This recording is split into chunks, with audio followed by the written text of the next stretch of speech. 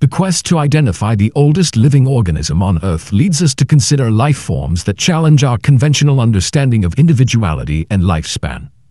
Among the most celebrated contenders for this title are two remarkable entities from the plant kingdom, representing vastly different strategies for achieving longevity: the Methuselah tree, a Great Basin bristlecone pine, and Pando, a colossal clonal colony of quaking aspen.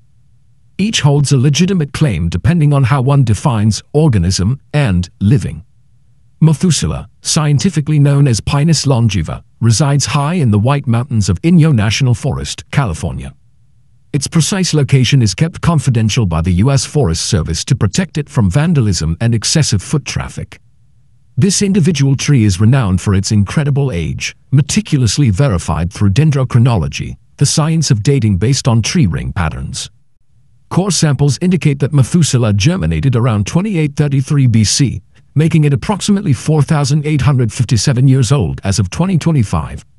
For millennia, it has withstood the harsh, arid conditions of its high-altitude environment, characterized by rocky, nutrient-poor soil, extreme temperatures, and desiccating winds. Its gnarled, weather-beaten appearance speaks volumes of its resilience, growing incredibly slowly, conserving resources, and shedding parts of its trunk to survive, often leaving only a narrow strip of living tissue connecting roots to leaves. Methuselah represents the pinnacle of individual endurance, the oldest known non-clonal tree on the planet. In stark contrast stands Pando, located in the Fish Lake National Forest of Utah. Pando, Latin for eye spread, is not a single tree but a massive clonal colony of quaking aspen, Populus tremuloides. It appears as a forest of approximately 47,000 individual trunks, but genetically, these are all identical stems, or ramets, originating from a single, vast underground root system. While the average lifespan of an individual aspen trunk is around 130 years, the root system that connects them is ancient.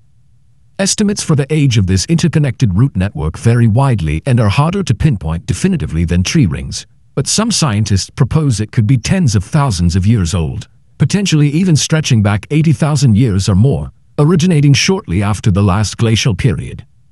If considered as a single genetic individual, Pando would be vastly older than Methuselah and ranks among the heaviest known organisms on Earth, covering over 100 acres and weighing an estimated 6,000 tons.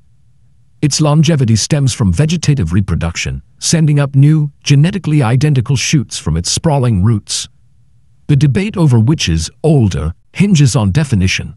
Methuselah is the undisputed champion of individual organismal lifespan measured directly. Pando represents immense genetic longevity, the persistence of a single genotype through continuous cloning over millennia. While Pando's root system is potentially far more ancient, its individual above-ground stems are constantly replaced.